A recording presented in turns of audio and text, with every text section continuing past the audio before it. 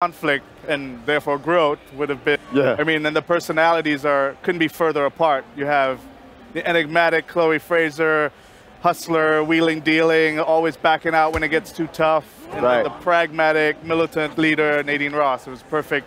Yeah, I mean, when I first read that, I was like, oh, wait a minute. Chloe is like impulsive, and Nadine is so like calm and collected. I was like, and we're going to talk about teamwork, and they're going to solve this adventure together? Are we sure that's going to work out? Yeah, that's it. That's exactly the question. Yeah. Right. So another thing we saw in that trailer is you got revealed who the villain is in the game. And it's somebody that a lot of people might not have known about. I think diehard Uncharted fans might know who this is. Could you explain who that is, though? The villain? The villain. Well, the villain's Asav. Asav is this insurgent leader who's basically, creating turmoil in India right now. And he also has entitlement to these lands, at least he thinks he does.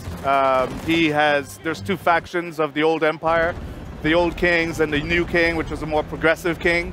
And Usman, who plays the character Asav, he's an amazing actor, did a really good job of bringing Asav to life, which is he believes in the old king. He believes in the purification of this establishment and wanting to gain back these lands for himself. Right.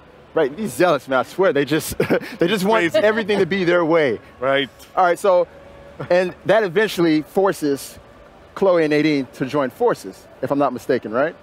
Yeah, well, they're after the Tusk of Ganesh, which is we always base our Uncharted on some seed of history. So the Hoysala Empire, which is a real thing, and we Unchartedify the ruins and bring a little some of there's like such a rich cultural history in India, and we blow it up to to 11 these giant statues of Ganesh that you see in the trailer, and so the setting just is everything Uncharted is there, and we have the Jeep is back. Chloe's the best driver in the business, so she's there, and we're pushing on exploration a little more in this game, kind of evolving it from the past games and just providing more player choice throughout.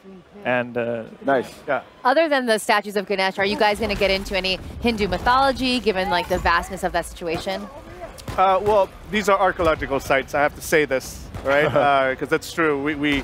These are ruins of the great Hoysala Empire, right? And we did a lot of research to ensure that we, respect the religion. There are thousands of people, hundreds of thousands of people, if not millions, that still practice Hinduism avidly, daily.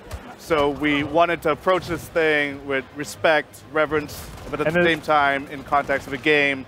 So a lot of these archaeological sites are based on the Hoysala people and their empire. And the story of the Tusk of the Ganesh and how he lost his tusk, which they talk about in the trailer, that kind of thread, that is like from a real text in Hinduism. So there's like, we've taken it and made it as the base of our story. Yeah. Right.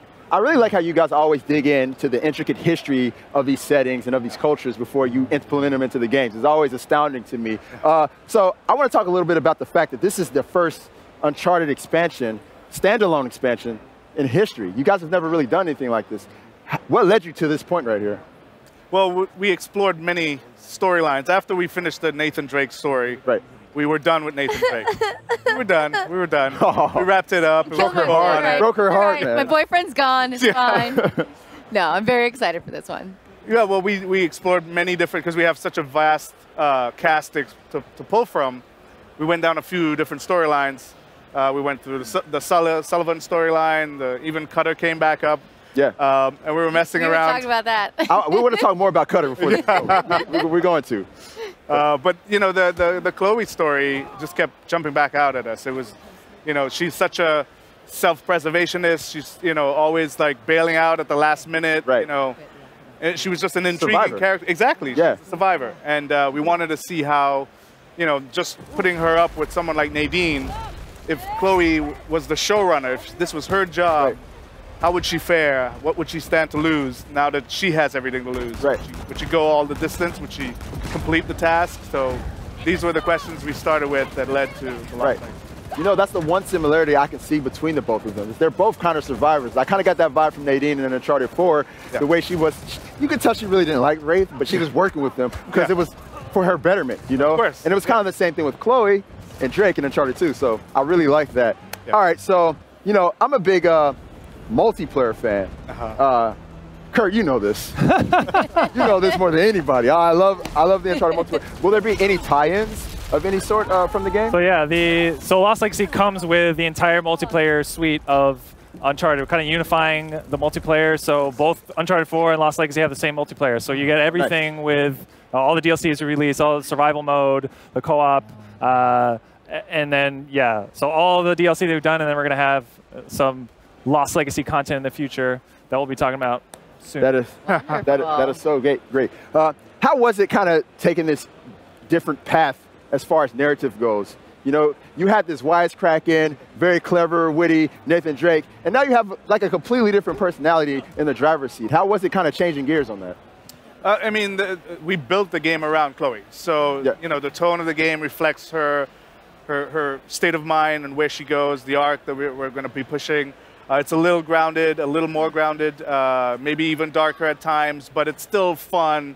Still has that sense of wonder and Chloe adventure. in the end is a fun character. Yes. Right. That's why we like her. Yes. So she fits the Uncharted, you know, the main character being a fun character is an Uncharted thing. So it fits right in. Now, I got to ask, since Chloe is there, does that mean there's going to be a lot more driving in this one? Because I got to say, in Uncharted 4, I didn't do so well with those driving scenes. There's driving. There's more driving. That was good. You really don't like driving sequences, so I know this. I do not like driving sequences. You guys are trolling Meredith. There's parts, we're trying to provide a lot of different options to the player. So there's parts where you drive, but there's also, you know, a lot of encounters you can engage or not engage with. We have a lot more stealth options and silence weapons, and the lock picking is a silence weapons. That's kind of new, right? Yeah. So you can lock pick. Lockpicking is new as well. Nice. Open a That's crate. cool. Yeah. So it's literally the sum of all our Uncharted. We're building on the foundations that we have and known all throughout Uncharted. We have big set pieces. We climb and traverse like enormous statues and ruins of ancient civilization. So the sense of wonder is there. We also went back to the scale factor that people loved of the old Uncharted as well. Yeah. So. Right. There's a lot of puzzles too. Gotta have puzzles. You gotta have without puzzles. You gotta have those. All right, I got one more quick question, because at the end of Uncharted 4, I was asking myself, where's Chloe at? And now she's here. So now my question is, where's Charlie? Where's Cutter? Charlie. Yes, Charlie Cutter. Where's Charlie Cutter? I love Charlie Cutter. Is he gonna make maybe a little appearance? I mean, I know they had a little something going in Uncharted 3, so any All the chance? conspiracy theories right over here. I would say that this story is about Nadine and Chloe. Okay, all right. But you never know, right? In another life. Maybe, yes. Well, I'm glad you guys at least mentioned him in Uncharted 4. That felt good. That felt good. Well, anyways, thank you very much, Sean and Kurt, for your time, and Meredith for joining us. Absolutely. And Thank on you. that note, we're going to go ahead.